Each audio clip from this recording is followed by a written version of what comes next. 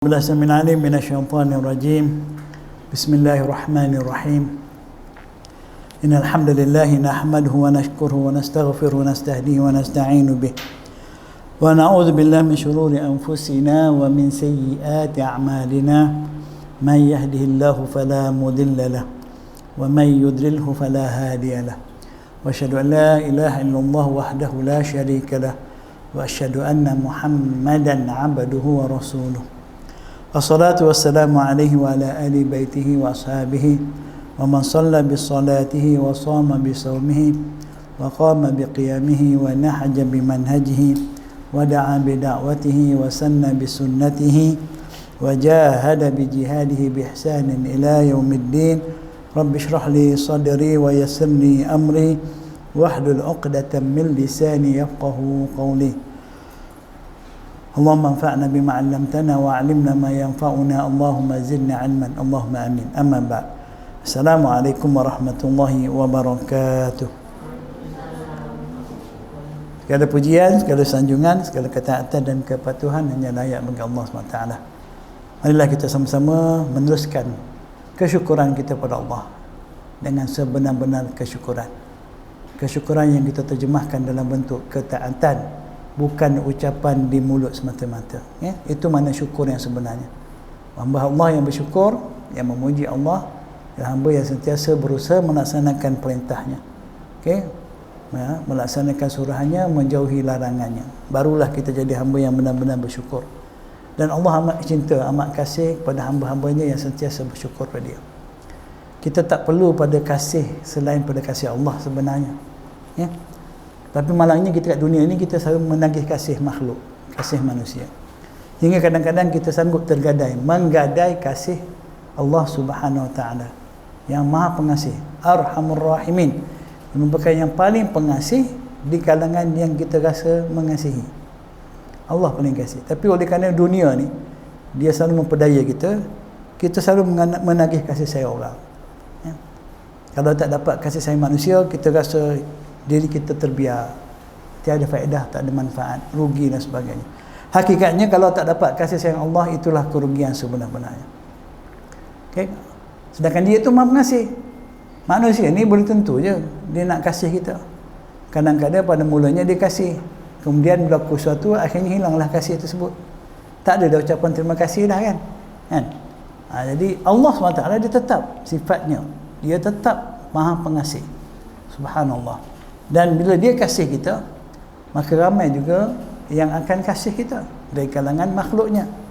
Para malaikatnya akan mengasihi kita, okay? Bahkan Allah akan buka hati para kekasihnya yang lain supaya mereka mengasihi kita. Dan hidup kita dalam kasih sayang Allah Ta'ala ini jauh lebih bermakna, okay? Sebab tu kita kena bersyukur. Bersyukur tu bukan makna saja kita dapat sesuatu baru nak cakap thank you, kan? Baru nak cakap alhamdulillah ataupun syukur pada Allah. Syukur itu satu kewajipan kita pada Allah Ta'ala, walaupun kita tak dapat apa-apa. Yang kita rasa gitulah, saya tak dapat pun, dah berdoa, dah minta, orang lain semua dapat, aku tak dapat. Hakikatnya Allah dah bagi kita dah banyak benda, okay? Banyak benda dah dibagi kita sebelum kita minta lagi, kan? Dan dia akan terus bagi kita selagi kita masih hidup. Bermakna kita mendapat pemberian Allah. Sebab nyawa tu siapa punya? Dia punya. Dia bagi kita hidup. Selagi kita boleh menyendup udara ni, okay? Kita masih mendapat pemberian daripada Allah. Tapi kita kata, kenapa aku tak dapat seperti dia? Aku nak macam tu. Inilah masalahnya yang menyebabkan kita tak bersyukur pada Allah. Tapi alhamdulillah kita bersyukur pada Allah, kita dapat juga berkumpul hari ni, walaupun mungkin ramai yang tak dapat hadir ni atau lewat sebagainya. Kami di Yayasan Bushra, kami akan teruskan program ini sebab kami melihat pentingnya ilmu. Itu je, bukan nak apa, kita tak masuk TV nak glamour, tak ada, kan? Kita bukan nak cari populariti, kan? Kita nak menjalankan tanggungjawab kita, dakwah dan kebajikan, suatu yang mesti seiring, okay? Jadi apa yang Yayasan Bushra buat, YB buat, ialah menjalankan tanggungjawab kita sebagai orang Islam, tolong menolong dalam kebaikan. Ilmu asas segala-galanya. Menyambung buku kecil ni, Al-Wara'. Al-Wara', ya, buku ni kita dah sampai kepada perkara yang ke-10 pada muka surat 6. Perkara yang ke-10 pada muka surat 6, tidak merokok kerana keharamannya. Rokok ni memang hukumnya haram. Ya ke Ustaz? Ada orang kata makruh. Ada orang kata makruh. Bukan orang, ramai lah yang kata dia nak serokok, dia kata makruh lah. Kan? Manusia ni macam tu lah kerja dia. Sebenarnya haram lah. Okay. Memang haram. Rokok ni haram. Jangan terkejut. Memang haram. Rokok dan yang sewaktu dengan dia lah. Sekarang ni ada vape kan, yang merasap tu kan, macam naga jadinya kan. Okay. Dan apa saja perkara. Kenapa rokok tu haram? Kita tengok dalil kat sini. Tidak diragukan lagi merokok memudaratkan kesihatan. Kalau saya tambah satu lagi. Rokok memudaratkan kesihatan dan juga apa dia? Kepribadian. Sikap. Orang merokok ni sikap dia macam mana? Sikap dia suka membazir. Tu sikap. Kerana merokok tu pembaziran. Dia kata saya dah bertahun tak rokok, sihat je. Jiran saya tak serokok, semalam meninggal, sakit jantung kata dia. Sikap dia sombong, membazir, dia sombong. Dan orang yang serokok ni dia suka menunjuk. Wah, kan? Mula-mula dulu kita selalu tengok di cerita-cerita kat TV-TV, kalau hero mesti serokok. Kan? Jadi orang meniru gaya sombong, gaya megah. Sebab tu saya kata kat sini, saya tambah daripada buku ni. Kalau kat buku ni kata tidak diragukan lagi merokok memudaratkan kesihatan. Bahkan saya tambah dia memudaratkan sikap kita, akhlak peribadi kita. Dia mencemarkan akhlak kita. Okay? Firman Allah SWT, wala tulqu biaidikum ila tahlukah. Janganlah dan janganlah kamu mencampakkan diri kamu atau menjatuhkan diri kamu ke dalam kebinasaan dengan kerja tangan kamu sendiri. Jangan kamu sendiri dengan tangan kamu, dengan perbuatan kamu membinasakan diri kamu. Kalau kita ni orang lain buat sesuatu pada kita, kita tak bersalah lah. Tapi kalau kita sendiri buat pada diri kita sendiri, tu pastilah salah.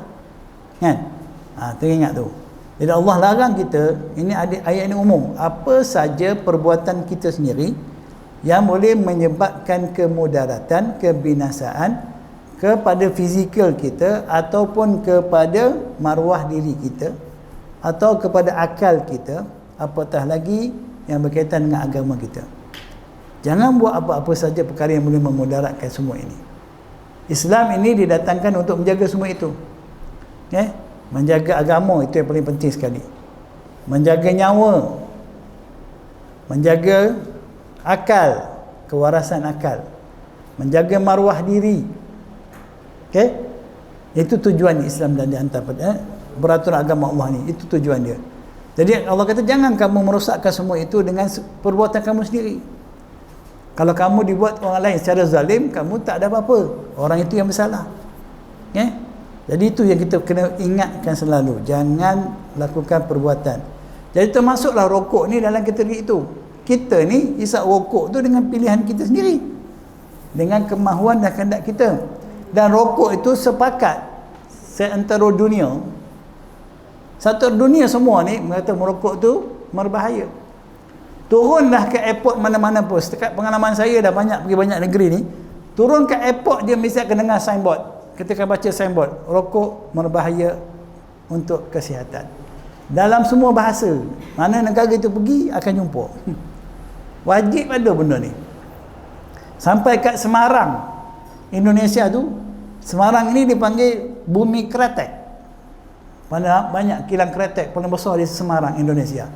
Di situ lagi besar signboard dia, sepanjang airportnya, sepanjang jalannya. Tapi di situlah kilang yang paling banyak, kilang rokok. Kerana sepakatnya, kalau dalam ilmu fiqh ni, bila ulama dah sepakat, dia bagi ijma'. Ijma'nya di kalangan manusia bahawa rokok tu berbahaya. Sepakatlah. Belum ada negara kat dunia ni yang kata rokok tak bahaya. Rakyat amat digalakkan, dianjurkan untuk merokok, lelaki dan perempuan contohnya. Tak ada. Kita ada negara-negara yang zalim, yang kejam, yang jahat, mana ada kan? Tapi mereka tak pernah kata rokok ni boleh. Satu kemegahan, satu yang baik untuk kesihatan, tak ada. Tapi itulah ujian yang Allah beri pada kita. Merokok ni semua orang, ya Allah, merokok sekarang ni, dan bukan saja lelaki, dengan perempuan-perempuan sekali merokok. Na'udzubillah min zalik. Ini salah satu dalilnya lah. Salah satu dalil bahawa rokok itu haram. Belum lagi kita pergi dari segi apa kandungan rokok tu. Apa kandungan dia? Dulu orang buat rokok gulung tu, dia letak tembakau je tak? Tembakau dulu. Lepas tu digulung dengan daun tu. Sebab tu katanya makro. Hukum dulu. Bau dia kan tak enak. Bau dia tak elok. Makro lah.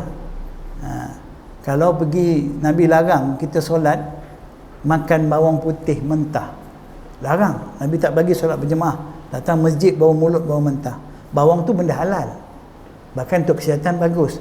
Tapi kerana baunya, dilarang datang ke masjid solat berjemaah. Itu bawang. Kan? Kalau kita masak tak ada bawang tak sedap. Tapi kalau bau mulut kerana merokok, bagaimana orang yang bau mulut kerana merokok tu? Kalau dia sembahyang pun tapi dia isap rokok, sebelum pergi surau isap rokok, habis surau solat isap rokok, malaikat lari. Malaikat rahmat tak mendekati orang yang bau mulutnya busuk. Bukan saja menyakiti manusia, bahkan boleh menyakiti malaikat. Na'udzubillah min zalik. Rokok tu sendiri, bau dia sendiri, apalagi asap dia juga bukan saja memudaratkan orang yang menghisap, bahkan orang yang tidak isap rokok, yang terhisap bau, bahkan mereka lebih besar kesan buruknya kepada orang yang tak isap rokok tapi bersebelahan dengan isap rokok. Kita isap rokok di dalam rumah kita dengan anak-anak ada, naik kenderaan awam isap rokok, di tempat awam isap rokok. Kita telah memudaratkan diri kita dan juga memudaratkan orang lain. Dua bentuk kejahatan yang kita lakukan. Tapi orang tak sedar sebab ramai orang buat kan. Bukan fitrah lah, perangai kita, perangai. Bila ramai yang buat, benda tu okey lah. Jadi saya nasihatkanlah, benda ni ujian untuk diri saya, untuk semua orang lah. Ujian. Rokok ni antara ujian untuk kaum lelaki asalnya dan sudah menjala kepada wanita. Tapi bila saya baca surah Al-Ghashiyah, surah Al-Ghashiyah, bila Allah sebut tentang makanan ahli neraka, Allah sebut tentang makanan ahli neraka, Allah sebut laisa lahum ta'amun illa min dhari' la yusminu wa la yughni min ju'. Bila saya baca ayat ni, saya tengok rupanya ada makanan neraka di dunia lagi. Makanan daripada neraka semuanya daripada api. Betul tak? Betul? Rokok tu api tak? Tak ada api boleh isap rokok? Boleh isap rokok tak ada api? Pakai vape pun kena ada api tak? Elektrik ke vape tu kan? Dia kena ada api tak? Makanan dalam neraka api. Ada di dunia ni makanan bukan dimasak dengan api, dia perlu api. Dia perlu hidup, terbakar baru boleh isap. Kalau kita makan dengan makanan yang dimasak menggunakan api, kemudian Allah sebut makanan itu laisa lahum ta'amun illa min dhari', tidak ada bagi mereka makanan kecuali yang panggil dhari', satu makanan yang berduri. Kalau makan tu sakit. La yusminu, makanan itu tidak menggemukkan mereka kalau mereka makan. Ada orang gemuk masa isap rokok? Tak ada. Satu hari 10 kotak pun tak gemuk. Tak ada. Sama tak perangainya, sifatnya dengan makanan ahli neraka? Sama. Di neraka ada makanan, tapi makanan tu kau makan kau tak kenyang, tak menghilangkan kenyang, tak gemuk, dan wala yughni min ju', dan tidak mengenyangkan. Ada orang boleh cukup buka puasa serokok je, boleh? Cukuplah saya Ustaz buka puasa sebatang rokok, cukup dah, kenyang saya. Boleh gitu? Hari ni tak yalah, tak makan hari ni, isap rokok sebatang, kenyang dah sampai malam. Tak ada kat dunia ni orang kenyang rokok. Tak ada orang yang gemuk dengan sebab rokok. Sama perangai sifatnya dengan makanan neraka. Tolong beritahulah, ingat-ingat kepada siapa-siapa yang rokok ni. Kamu ni di dunia lagi dah minta kepada Allah dan membiasakan diri kamu nak makan makanan neraka. Kamu nak sangat masuk neraka ke? Marah dia pada kita tak, tapi itu realiti dia. Itu realiti rokok ni, pembaziran, amat membazir, bakar duit, merosakkan kesihatan dan juga maruah kita. Orang-orang isap rokok ni dia pengotor, memang pengotor. Dia boleh isap rokok dalam tandas, betul tak? Ada tak orang makan dalam tandas? Tak ada. Jarang tengok orang makan tandas, tak mau dia. Dia tahu tengah berak terkencing dia, tapi dia boleh merokok dalam tandas. Betapa hinanya sebenarnya benda ni. Hina sangat rokok ni. Kita orang Islam tak layak langsung merokok. Tapi jangan terkejutlah kalau ada juga ustaz-ustaz, tok guru isap rokok, jangan terkejut jugalah. Mereka tetap mempertahankan bahawa rokok ni tak haram.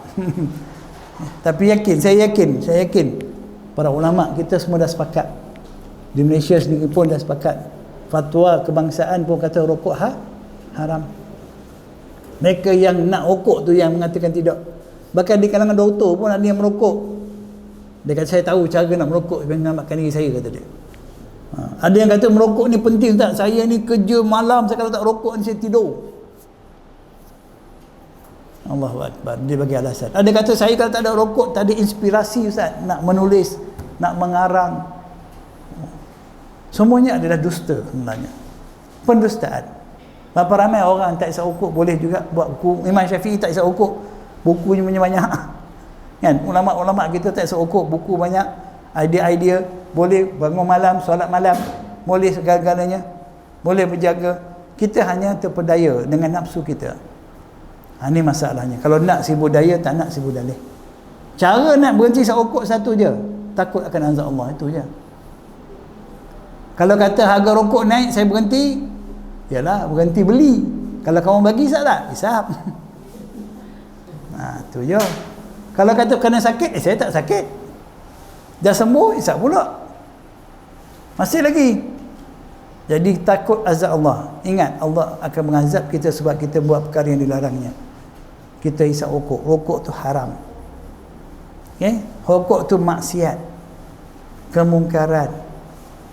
Jadi ini nasihatlah secara ringkas tentang isu rokok ni. Ini ujian anak-anak kita, menantu kita. Ujian untuk saya sendiri pun sebenarnya. Ujian semua. Bukan senang. Kita nasihat, peringat. Dengan kita boleh jaga, tapi bila jumpa kawan pula. Kawan semua bab ni pemurah, bab rokok pemurah, tepi jalan pun jumpa kawan rokok ni. Kan? Dalam tepi jalan je, pasal orang rokok ni dia jadi ukhuwah dia kuat.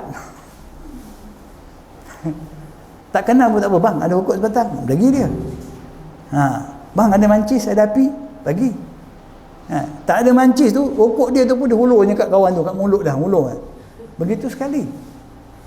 Inilah tipu daya syaitan. Nauzubillah min zalik. Baik. Perkara ke-11, melazimi benda yang haram menjadi antara sebab tertolaknya doa. Kita kan selalu berdoa kepada Allah. Orang kita ni memang juara buat doa ni. Berdoa memang kita memang juara. Macam-macam doa kita ada. Kan? Saja-saja mesti berdoa. Okay? Baguslah tu. Asalnya doa tu ibadah. Doa wal ibadah. Doa ini adalah ibadah. Kenapa kita kata ibadah? Sebab Allah yang suruh kita berdoa. Apa yang Allah suruh kita buat itu ibadah. Kan? Termasuklah doa. Wad'uni. Allah kata mintalah pada aku, mohon pada aku. Betul tak? Kita sebagai Islam pun mengaku iyyaka na'budu wa iyyaka nasta'in. Hanya akan engkau kami beribadah dan hanya kepada engkau kami minta pertolongan, berdoa. Kita pun mengaku pengakuan kita. Jadi doa tu memanglah kita disuruh, tapi bila kalau kita doa-doa tak dapat, kenapa tak dapat ya? Dah Allah suruh doa tapi tak dapat. Ud'uni astajib lakum. Mintalah pada aku, mohonlah pada aku akan perkenankan doa kamu. Tapi tak dapat pun. Antara sebab doa kita tak diperkenan, tak dikabulkan oleh Allah ialah maksiat yang kita buat. Ya ke ustaz? Saya tengok dia tu tak sembahyang pun tapi banyak dia dapat, lagi bersayur lagi, sehat, anak-anak semua menjadi, dia tak tutup aurat pun. Dia tu lagi mencuri tu, menipu, rasuah lagi, tapi kaya raya, senang hidup dia. Tak kena tangkap-tangkap lagi. Kan? Contohnya. Ini confuse kita jadinya. Sedangkan sebenarnya hukum asal kita kena faham. Allah tak memperkenankan doa orang-orang yang kekal terus menerus di dalam dosa. Tapi Allah beri juga pemberian kepada ahlul kafir, orang kafir, bukannya orang maksiat saja, orang musyrik, orang kafir, orang-orang yang menggelumang dengan maksiat, Allah beri pada mereka suatu pemberian daripada dunia ini, apa yang dikehendakinya untuk mereka, bukan sebagai satu nikmat, bukan sebab Allah suka, Allah redha pada mereka, tapi itu sebagai satu azab yang diperawalkan untuk mereka, agar mereka semakin jauh daripada kebenaran, dan nanti di akhirat mereka mendapat azab yang amat dahsyat. Macam Firaun, dia paling kaya, Qarun paling kaya, paling berkuasa. Adakah itu mana Allah sayang kat dia? Tidak. Adakah dia berdoa Allah terima? Tidak. Allah bagi dunia ni pada manusia, sebab dunia ni tak ada apa-apa. Dunia ni tak ada apa-apa nilai di sisi Allah Ta'ala. Dunia ni tidak ada nilai. Kalau ada nilai dunia ini di sisi Allah Ta'ala, walaupun sebelah nilainya sama seperti sebelah kepak lalat, sebelah je, bukan dua kepak, sebelah je, Allah tak akan bagi minum air seteguk pun kepada orang kafir. Tapi oleh kerana dunia ni tak ada nilai, yang kita rasa hebat ni tak ada nilai sisi Allah Ta'ala. Okay? Nabi pernah berjalan dengan sahabat-sahabatnya dan bertemu dengan bangkai kambing. Bangkai dah busuk. Jadi Nabi tanya, ada siapa-siapa nak tak ni? Nabi kata, siapa yang nak ambil benda macam ni? Tak ada manfaat apa pun, dah busuk bangkai. Nabi kata, begitulah dunia. Yang kita berebut ni macam tu lah nilainya si Allah Ta'ala. Okay? Jadi Allah akan bagi saja pada siapa yang dikehendakinya. Kita yang terasa bila Allah sayang kat kita, kita minta dunia, Allah tak bagi. Allah tak bagi. Okay? Tapi kita terus berdoa. Cuma kita kena tahu ada sebab-sebab kenapa Allah, selain daripada kekufuran, apa sebab-sebab Allah tak bagi perkenankan doa yang baik, iaitu sebab kita terus dalam maksiat. Okay? Dalam maksiat, dosa menghalang dikabulkan doa. Jadi kalau rokok tadi dosa haram, antara sebab kita ni tak dapat doa kita dikabulkan ialah kita masih melakukan perbuatan dosa tersebut. Jauhilah benda-benda dosa. Disebut sini sebuah hadis yang panjang. Ini panjang. Di hujung hadis tu, dan tadi isi hadis tu disebut, thumma dzakara ar-rajulu yutilu as-safara ash'atha aghbara yamuddu yadayhi ila as-sama' ya rab ya rab. Okay, wa mat'amuhu haramun wa mashrabuhu haramun wa malbasahu haramun wa ghuziya bil harami fa anna yustajabu lidzalik. Atau ada riwayat fa anna yustajabu lahu. Okay? Yustajabu lahu. Naam. Hadis ni Nabi cerita tentang makanan yang halal. Makanan yang halal yang baik, suruh makan benda yang halal yang baik. Panjang hadis ni. Kemudian Nabi kata, Nabi pun cerita tentang bandingan perumpamaan seorang lelaki yutilu safar, yang jauh perjalanan dia, maknanya hidup dalam keadaan susah, mencari jalan penyelesaian, mungkin terpaksa tinggalkan tanah air, berjalan jauh mencari rezeki. Okay? Habis badan dia sepanjang menempuh perjalanan itu, habis rambutnya kusut masai dan badannya berdebu. Orang yang terbiar, yang susah duk jalan cari rezeki ni, takkan nak pakai kemas semat macam saya, kan? Okay.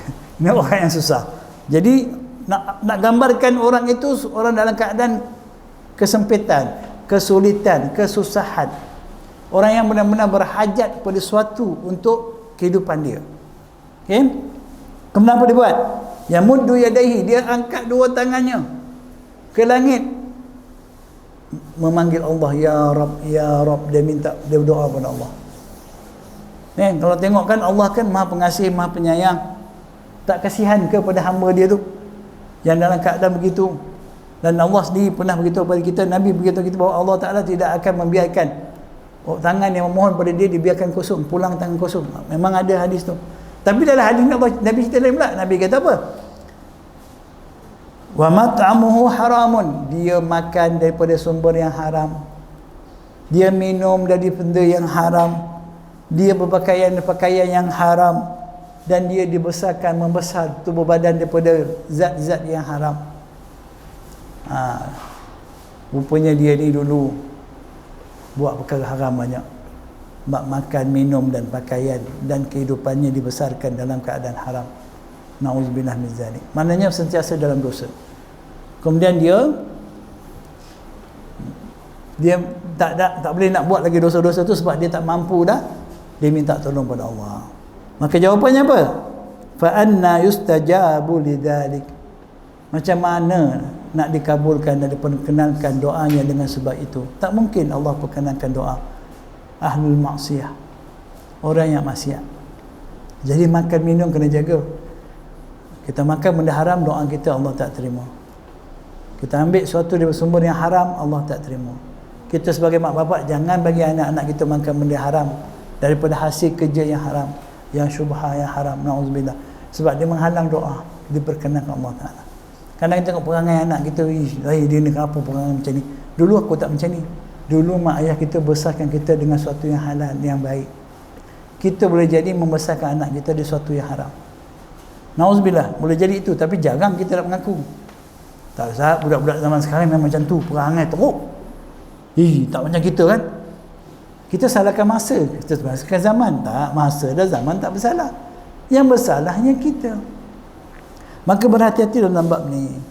Antara sebab Allah tidak menerima doa, sedangkan dia maha mendengar, maha menerima permohonan hamba-hambanya. Dia maha kaya, dia suka memberi, tapi dia tak beri pada golongan seperti ini. Orang yang makan minumnya haram, pakaiannya haram. Apa maksud pakaian haram? Tak tutup aurat. Bukan je pakaian curi ya. Pakaian tapi pakaiannya haram, iaitu yang menutup aurat, tak menutup aurat. Pakaian dipakai kerana menunjuk-nunjuk riak, kerana pakaian syuhrah. Apa makna syuhrah? Popularity. Boleh nampak si Fulan ni artis pakai macam ni, dia pun nak pakai macam tu juga. Dia pakai macam tu dengan tujuan mengikut glamour lah ni. Itu pun haram. Dengan sebab pakaian kita tu pun Allah boleh tolak doa kita. Ya. Tapi janganlah keliru macam sebut tadi. Dia tadi tu dia kata tak pakai tudung, tidak apa, tidak sembahyang, tidak Allah bagi. Itu bukan pemberian yang Allah redha. Okey, itu pemberian atas kemurkaan Allah SWT. Macam kita mahu anak kita duduk panjat. Panjat. Jatuh pada muka kau. Mak nak bagi aku panjat, tak bagi, tapi kita marah. Mak nantang kau, aku nak panjat. Okey. Jadi Allah marah kepada kita. Kadang-kadang dia bagi apa yang kita nak, tujuannya supaya kita makin jauh daripada dia. Pergilah kau nak pergi sangat pergi, jangan balik lah. Pada hati kita takkan nak suruh anak kita balik kan. Marah kat dia, pergi. Kau nak sangat pergi. Pergilah duduk rumah kawan kau tu. Biar. Jangan ingat mak. Marah kan. Jadi begitulah murkanya Allah Subhanahu Wa Taala. Diberinya kita dunia ini, sedangkan kita semakin jauh daripada dia. Nauzubillah min zalik. Itu sikap yang ke-11, perkara ke-11 kita nak jaga warak ni, kena jaga benda ni. Doa ni senjata yang paling penting bagi orang Islam. Kita manusia ni tak boleh hidup tanpa pertolongan Allah. Tak mungkin dapat kita hidup dengan baik. Siapa kita sekalipun, orang kaya ke orang miskin ke, orang susah ke orang senang ke, sihat ke sakit, kita semua perlukan pertolongan Allah. Untuk dapatkan pertolongan Allah, kita kena mohon pada dia. Untuk memastikan doa kita Allah kabulkan, ada syaratnya. Itu sebab Allah firman, apa dia? Wa idza sa'alaka ibadi anni fa inni qarib ujibu da'watad da'i idza da'an falyastajibu li wal yu'minu bi la'allahum yarshudun. Jika kata Allah Ta'ala kepada Nabi, apabila hamba aku tanya padamu tentang pertolongan aku, katakan pada mereka, aku dekat dengan mereka, pertolonganku amat hampir dengan mereka. Tak ada siapa yang boleh menghalang Allah jika dia nak tolong kita. Okey? Dan aku boleh memperkenankan permohonan seorang hamba tu. Apabila dia minta pada aku, terus aku bagi. Boleh je. Tapi Allah kata, sebelum kamu nak aku perkenan doa kamu, falyastajibu li. Kamu kena ikut cakap aku dulu. Anak kita minta sesuatu pada kita, kita kata boleh, Umi boleh bagi, tapi syarat. Ada syarat, kau kena gini. Allah yang lebih berkuasa, dia yang beri kita macam-macam, dia pun tentukan kita syarat. Dia kata apa? Kamu mesti ikut cakap aku dulu, taat pada aku dulu, dan kamu mesti beriman pada aku. Yang kamu buat tu bukan kerana nak apa yang kamu minta pada aku, kerana iman kamu pada aku. Hari ni kita buat nak harapkan apa yang kita nak. Kalau aku semayang, aku jadi kaya, aku nak semayang lah. Bukan kerana Allah. Ada orang solat duha, jaga, dia tak tinggal solat duha. Sebab itu katanya boleh membantu dia jadi kaya. Kalau berniaga jadi maju. Subuh terlepas tak apa, duha jangan tinggal. Ada macam tu. Dia ada baca bacaan tertentu untuk memancing panggil wang, duit. Dia berniaga, dia buka kedai, dia pasang Quran. Dia pasang Quran tapi di sini pun tak faham, dia tak baca pun. Pagi tu dia buka kedai pasang Quran, lepas tu dia pasang lagu. Mereka buat tu bukan kerana iman pada Allah, kerana nak mengharapkan apa yang mereka mahukan. Jadi Allah ajar kita, kalau nak aku kena doa kau buat perintah aku kerana iman kamu pada aku. Bukan kerana apa yang kau minta untuk aku pada aku tu. Buatkan aku bagi lebih daripada apa yang kau minta. Sebab aku lebih tahu apa yang lebih baik untuk kamu, apa yang kamu perlukan. Kamu tak tahu. Jadi minta pada Allah melalui ketaatan yang kita lakukan kerana keimanan kita pada dia. Buat baik dengan Allah. Dan kita tak. Kita buat baik, buat kenduri, minta orang datang rumah kita baca doa. Betul? Kamu buat kerana Allah ke kerana minta orang untuk berdoa untuk kamu? Mana lebih baik? Kita bagi orang makan, kita bantu orang buat kenduri ke apa, kita bagi orang makan, kemudian kita berdoa pada Allah. Ya Allah, tadi dengan rezeki yang kau bagi pada aku bagi makan kepada jiran-jiran aku, pada anak-anak aku, adik-beradik aku. Aku mohon pada Engkau ya Allah, jika ini ibadah yang aku lakukan ikhlas kerana Engkau ya Allah, terimalah aku ada hajat nak minta pada Engkau, berilah aku hidayahmu begitu begini. Itu yang sepatutnya kita buat. Hari ini yang kita ada hajat pada Allah, kita panggil orang buat majlis kenduri, kita nak pergi haji ke nak beri apa, nak buat doa selamat sebagainya, orang datang nak sebelum makan baca doa dulu. Betul? Kita buat, orang datang kata jemput kenduri tapi suruh doa. Kenapa? Sepatutnya tak boleh betul kan? Pening kita ni. Sebab ada dalam Quran, Allah sebut dalam Quran. Okey? Innama nut'imukum liwajhillahi la nuridu minkum jazaa'an wala syukura. Allah sebut orang beriman, bila mereka bantu orang susah, orang miskin sebagainya, bagi makan, bagi apa? Allah kata mereka menyebut, kami memberi makan pada kamu semata-mata untuk mengharapkan keridhaan Allah. Kami tak harapkan thank you. Tak harapkan balasan, tak harapkan ucapan terima kasih. Yang kami harap Allah terima apa yang kami buat, maka kami berdoa pada Allah jika diterimanya amalan kami. Itu yang patut kita buat. Cuba kita ukat ini adik-beradik semua. Ni dah PKP ni tak ada ni, marilah main rumah akak kita mari buat kita makan-makan kenduri-kenduri. Orang datang dia tanya, dah boleh makan ke? Nak kena baca doa dulu sebab dia biasa baca doa. Kita katalah aku panggil makan je, tak apalah doa lah dulu. Dah jadi kebiasaan, padahal tak perlu pun. Tak perlu orang yang datang. Orang yang perlu yang datang makan, kita pergi makan rumah orang, kita hanya perlu cakap apa? Jazakallah khairan. Terima kasih. Itu saja tanggungjawab kita. Atau kita doa Allahumma atul man at'amana wasqi man saqana. Itu antara doa yang Nabi ajar. Pendek je. Ya Allah, berilah makan kepada orang yang telah memberi makan pada kami. Berilah minum kepada orang yang beri minum kepada kami. Itu aja pun cukup.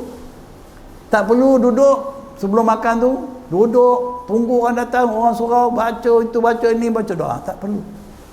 Islam tak ajar macam tu. Islam ajar kita sendiri berdoa melalui kebaikan yang kita buat.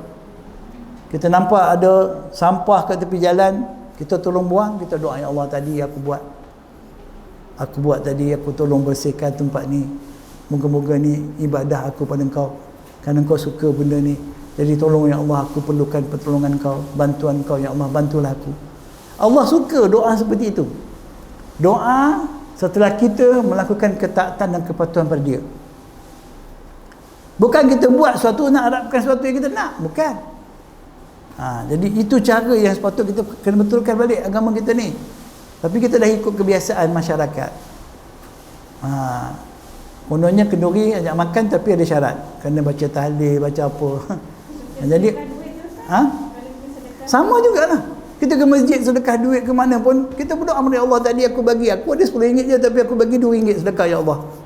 Pasal apa? Sebab aku nak Engkau tolong aku. Boleh, itu tawassul dengan amal ibadah. Itu yang disuruhnya. Allah suruh kita beribadah dan kita minta pada Dia.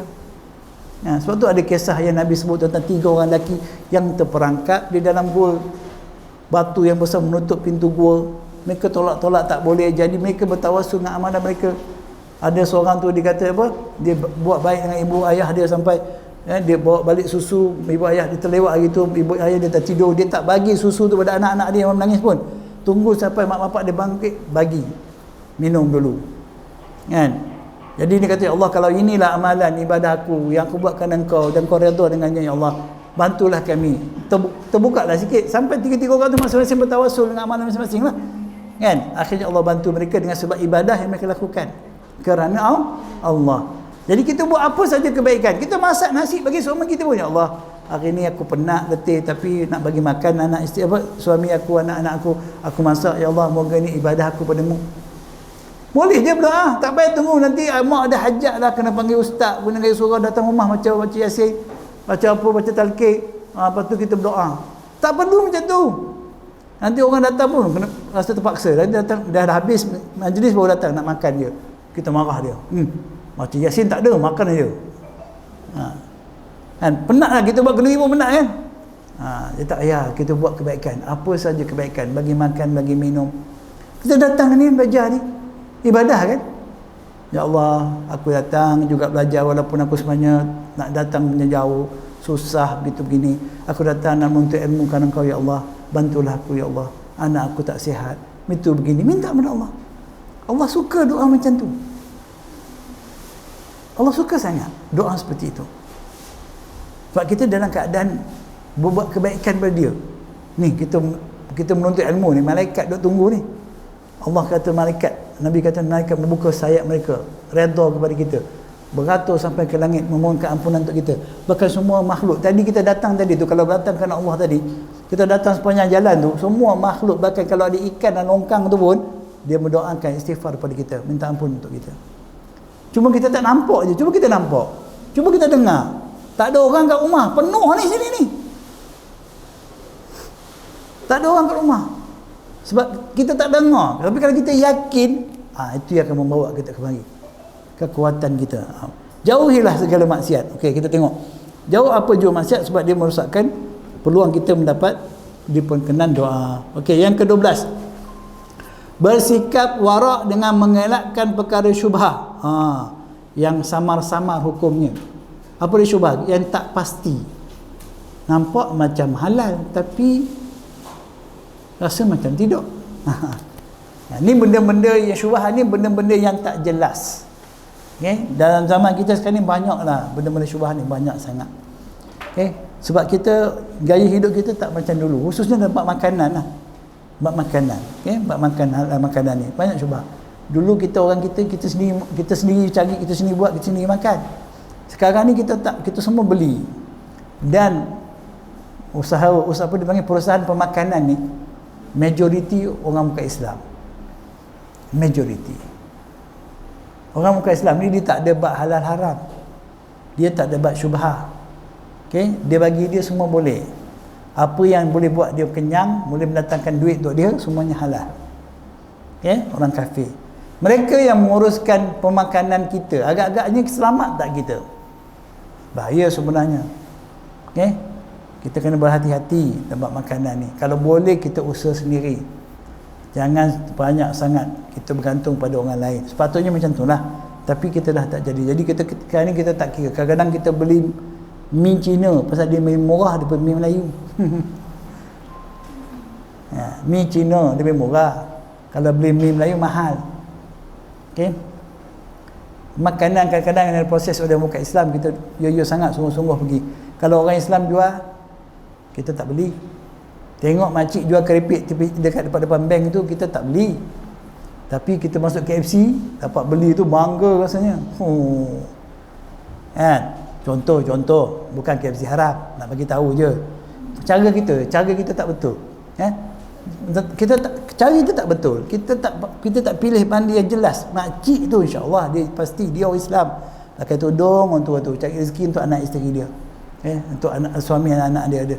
Ni orang yang meniaga besar-besar ni, dia orang kaya-kaya, jutawan-jutawan, bukan Islam pula tu. Kita tolong dia buat apa? Tu jadi syubhah kat situ. Bukan isu ayam kata halal ustaz, betul lah halal. Tapi budaya kita tu, budaya yang kita buat tu, satu yang tidak sesuai. Okay? Jadi banyak benda sekarang ni keliling hidup kita ni syubhah. Maklumat yang syubhat pun ada, yang sama-sama betul ke tak betul. Kat WhatsApp kita sampai cerita ni, betul ke ni? Kalau tak pasti, okey, tinggalkan. Kalau tidak, kita pasti akan jatuh dalam kesalahan. Sebab tu Nabi sebut sini, innal halala bayyin wa innal harama bayyin. Sesungguhnya halal itu suatu yang terang, nyata, jelas, dan yang haram itu juga suatu yang terang, nyata, jelas. Semua dah diterangkan dalam Al-Quran dan Sunnah. Tak ada benda yang tinggal. Yang haram dah disebut tahu haram, yang halal dah diberitahu halal. Wa bainahuma mushtabihat, ataupun ada riwayat kata wa bainahuma umurun mutasyabihat, mushtabihat. Ada perkara-perkara yang samar-samar. Nak kata halal macam tidak halal, nak kata haram macam halal. Confused. La ya'lamuhunna katsirun minan nas. Tak ramai yang tahu. Mengikut sebagian para ulama, dia kata bukan masalah tahu, tak ambil tahu. Ramai yang tak ambil peduli sangat tentang perkara ni. Okay? Maksud la ya'lamuhunna tu, maksudnya mereka tak ambil serius, tak ambil bertanggungjawab, tak ambil tahu untuk pastikan supaya mereka tidak jatuh pada perkara yang berada di antara halal dan haram. Dia singkatkan jadi halam, benda yang campur halal dan haramnya. Okay? Disingkatkan gitu. Itu mushtabihat, benda yang sama-sama.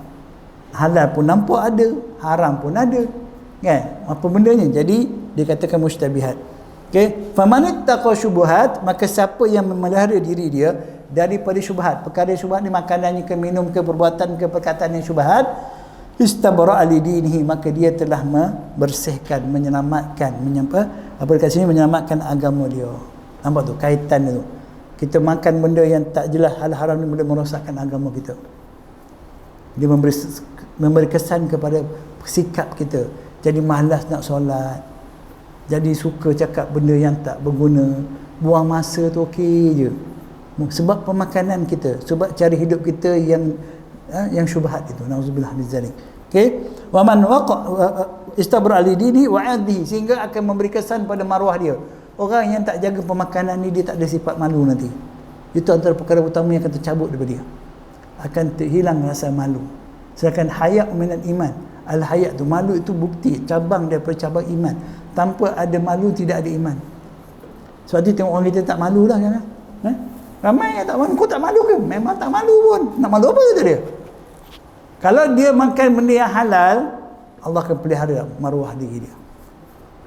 Tapi tak halal, tak makan boleh tak ambil kira, apa lagi benda lain, kan? Apa lagi benda lain, maka hilang rasa malu. Kan, nauzubillah min zalik. Wa man waqa'a fi syubhat, maka siapa yang jatuh dalam perkara syubhat, waqa'a fil haram, dia pasti akan jatuh dalam haram. Dia tak mungkin ambil benda yang tak jelas ni jatuh pada halal, tak ada. Jadi tak ada kemungkinan. Yang pastinya dia akan jatuh pada benda yang haram. Berhati-hatilah. Nak jadi warak ni, kita kena ambil berat tanggungjawab ni. Nak jadi orang-orang yang beruntung, yang berjaya insya-Allah Ta'ala, orang-orang soleh yang Allah kasihi, kita mesti jaga perkara ni. Dan inilah kalau kita akan tengok perancangan musuh, kejayaan mereka paling besar, dia tak halang kita pergi masjid. Orang muka Islam, dia tak halang kita pergi masjid, dia tak halang kita ngaji Quran, tapi dia kuasai benda macam ni. Banyak urusan-urusan hidup kita yang samar-samar. Okey, contohnya makanan, pakaian, sistem kehidupan kewangan kita. Kita ini riba ke tak riba? Macam riba. Dia kata bukan riba, ini bukan riba ustaz. Ini apa dia panggil? Keuntungan. Dia kata ni keuntungan.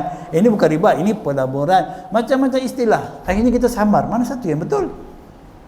Kan? Ujian ni. Mereka berjaya merosakkan agama kita dan maruah kita melalui perkara-perkara syubhat ini. Ini bukan nyanyian Ustaz, ini bukan lara, ini nasyid kata dia. Oh, apa beza dia? Kan? Ini bukan minuman arak Ustaz, ini minuman beralkohol untuk tenaga. Alkohol tak banyak pun. Dia jadi syubhat. Padahal Nabi dah kata apa yang banyaknya memabukkan, sikitnya pun haram. Tapi kita ada dah ini berapa persen je Ustaz. Jadi syubhat. Banyak sangat benda tu dalam kehidupan kita. Akhirnya apa? Rosaklah agama kita, tercemarlah maruah kita. Sebab tidak orang Islam tak macam orang Islam lah. Orang Islam boleh berkongsi agama, berkongsi pandangan, berkongsi raya dengan orang bukan Islam. Dulu sanggup kita macam tu? Pernah Datuk Nenek kita berkongsi raya? Tak pernah. Orang kafir tak akan persoalkan apa-apa hak kita. Hari ini mereka berani persoalkan. Mereka nak duit zakat. Mereka nak seperti mana semua yang kita nak mereka nak, padahal itu hak kita. Dulu tak ada. Kita pun tunduklah pada orang kafir atas nama perpaduan. Dulu pernah tak ada masalah? Ustaz, akikah boleh bagi tak orang kafir? Kita tak pernah kan? Kundi kita je lah. Sekarang kita kan dah sama kan. Jadi nak kena bagi juga. Buat akikah kena bagi jiran muka Islam. Tak bagi kecil hati pula dia. Pasal kita pun bila dia buat kenduri kita makan juga. Dia buat raya buat apa kita makan. Tak apa Ustaz, ni benda bagus ni, dia jiran saya, dia tahu saya kita orang Islam. Kita dah anggap mereka macam mereka tu amanah untuk bab ini, sedangkan mereka tak ada bab halal haram. Sebab apa semuanya? Sebab rosaklah agama kita dan maruah kita dengan sebab kita cari hidup kita yang penuh dengan syubhat, benda-benda yang nampak bagus. Ini kan perpaduan, kita masyarakat majmuk, nampak cantik tak? Tapi di dalamnya banyak anasir-anasir yang haram. Kan di Bali orang ni macam mana? Sakan macam mana? Kita macam mana? Sama-sama menyambut kan ucap di Bali kat kaum Hindu. Kata ikat marah pula. Tapi sebenarnya tak boleh ucap. Bila kita mengucapkan meraihkan suatu yang bukan daripada Islam, kita mengatakan benda tu bagus. Sedangkan tidak ada yang baik, yang betul dan bagus kecuali apa yang ada dalam Islam saja. Bila kita kata di Bali ke orang tu, kita meraihkan kepercayaan dia, kita pada Tuhan dia, agama dia. Bermakna ada Tuhan lain daripada Allah Ta'ala. Bahaya tu kesan dia. Takkan tak ada Ustaz, kita masyarakat majmuk. Kalau tak ucap nanti orang kata kita sombong. Nampak tak? Samar hukum ini. Tapi bila kita buat benda ni, kita akan jatuh pada haram. Pasti. Demi nak jaga perpaduan kononnya.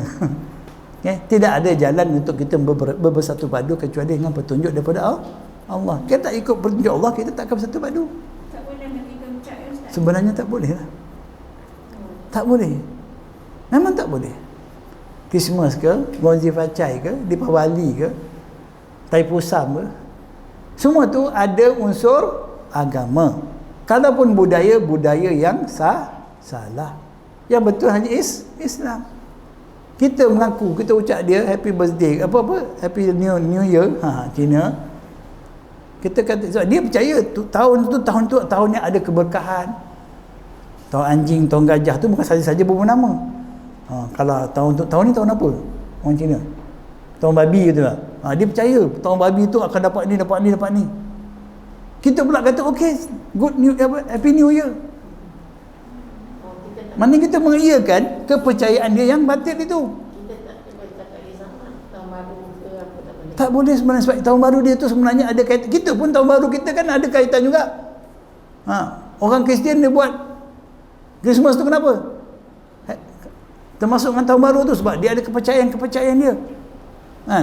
Ada tujuannya. Sebenarnya memang tak boleh lah.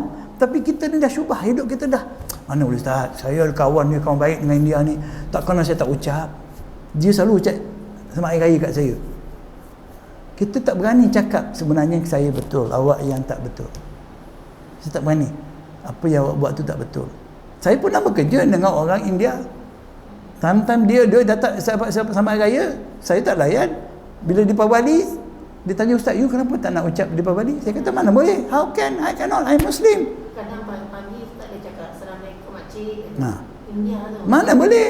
Tak ada jawab. Kita tak ada jawab dia. Kita hari ni dah semua dah berkongsi kan. Semua kita kongsi. Pakai yang India kita pakai. Pakai yang Cina kita pakai. Kan? Makan pun kita kongsi. Akhirnya mereka kata, apa salahnya? Saya ucap salam, tak ada apa-apa. Nothing lah. Kita sama-sama hidup macam adik-beradik. Bukan suruh kita bermusuh dengan orang. Bukan bermandangan ni kita kena bunuh orang. Dah tidak. Kita Islam, orang Islam ada akidah dan ibadah serta kehidupannya yang tak boleh sama dengan mereka. Kalau kita dah masuk Islam pun, orang bukan Islam masuk Islam, dia ketinggalan banyak budaya yang tak betul. Kecuali ada sebab-sebab maslahat tertentu, itu ada benda yang dia nak betulkan. Tapi al-muhim kita tak boleh. Ini benda syubhat dalam hidup kita. Benda syubhat dalam hidup kita. Sebab tu kita susah hidup kita ni. Makin kita baik dengan orang bukan Islam, makin dipijaknya kita. Makin dia nak ambil kuasa kita, dia nak jadi pemerintah. Dia pula minta hak kita, dia kata mana boleh orang Melayu je dapat ni. Padahal kononnya kita baik dengan dia kan. Tapi terang-terang mereka nakkan sesuatu daripada kita kan. Mereka takkan baik. Orang yang bukan Islam tidak akan redha dengan Islam. Lan tarda ankal yahudu walan nasara. tidak akan redha, tidak akan senang hati orang yang Yahudi atau Nasara. Sebab ini yang paling besar lah, termasuk semua orang kafir yang lain. Mereka tak akan senang kita. Dah Allah tunjuk depan mata kita. Mereka nak tutup tempat-tempat kita. Mereka nak ambil tanah kita. Habis bumi ini mereka jadikan tempat-tempat mereka. Tengok kuil, daripada batang pokok calik 3, tanam garpu 1, lepas tu jadi kuil besar. Lepas tu kata dia punya. Betul tak? Tapi kita seronok, saya ada kawan India bagus tak, dia bagi salam kat saya lagi. Baiknya dia. Bukan saya suruh bunuh dia, bukan saya suruh bakar tak. Tapi inilah akibat kita, perangai kita ni. Syubhat yang merosakkan diri kita sendiri, kita tak perasan. Jadi tu peringatan. Jangan pergi jauh-jauh, nanti kan jadi lain pula cerita. Tapi ini peringatan, jangan ambil remeh tentang masalah ini. Sebab halal tu dah jelas. Yang halal untuk kita, agama kita, makan minum kita dah jelas Islam. Cuma kita tak mau belajar Islam, tak faham. Jadinya kita okey je semua. Tapi kalau dia bagi ruku ke apa tu, kita boleh makan. Boleh lah, boleh makan muruku dia. Tapi kalau benda-benda yang macam dia bagi masakan daging apa sebagainya, walaupun dia kata ini tukang masak Melayu, sebaiknya jangan. Jangan biasakan. Saya memang, jiran saya dulu kat Ampang belakang India juga. Kan? Tapi saya dah betul-betul cakap, isteri saya kata, you masak apa-apa, you tak payah bagi saya. Sebab saya tak boleh makan you punya masakan. You boleh makan masakan saya. Saya masak, saya boleh bagi. Sebab you boleh, agama you tak larang kot. Tapi agama saya tak bagi makan. Tak ada akak, ini orang Melayu masak. Tak apalah, saya tak maulah. Cakap terus-terang je. Kalau dia bagi gula-gula pun kita ambil lah.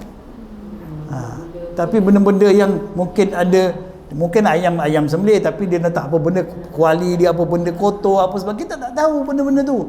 Dia buat sesuatu tu ada tak dia punya keagamaan dia. Dia masakkan sesuatu tu ada urusan agama, macam kita jugalah. Kan? Kita berkorban tu agama, itu bukan masalah kita saja nak berkorban. Sebab tu ada peraturan dia sendiri. Sebab tu daging korban ni kita jaga sungguh kan. Dan mereka pun ada juga bila hari raya tu mereka masak tu something lah mereka buat tu. Jadi kita janganlah mudah-mudah sangat. Kita awal-awal lagi kena bagi, bukan nak bermusuh dengan orang, bagi tahu kita orang Islam, kita ada prinsip kita. You tak apa, you buat pergi orang Melayu buat kenduri, you semua boleh pergi. Cina datang semua makan, tapi kita orang cannot. You ada makanan yang kita tak boleh makan. Selagi you bukan Islam, I tak boleh makan you. Kalau you nak makan you punya masakan, you masuk Islam lah.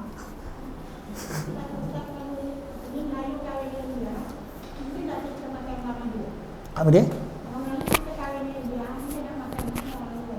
India tu Islam ke tidak?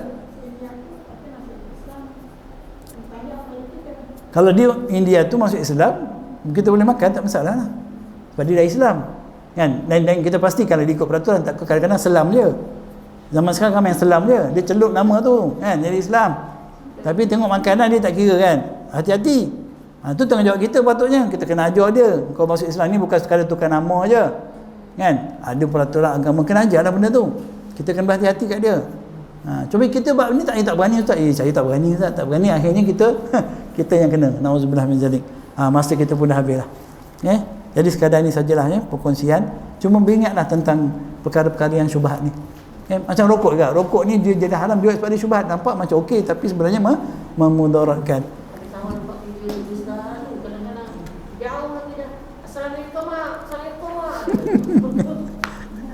Nah, kalau orang yang bukan Islam dia panggil bagi salam berkata macam Yahudi, Nabi kata dia bagi salam Assalamualaikum, Nabi jawab apa jawapannya?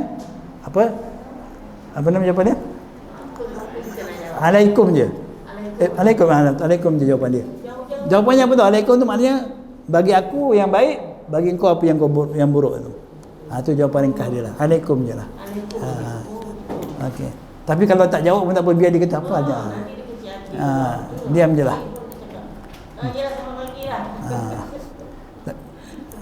Okey, assalamualaikum warahmatullahi wabarakatuh. Subhanallah bihamdika asyhadu an la ilaha illa anta astaghfiruka wa atubu ilaik. Subhanallah bihamdika asyhadu an la ilaha illa anta astaghfiruka wa atubu ilaik.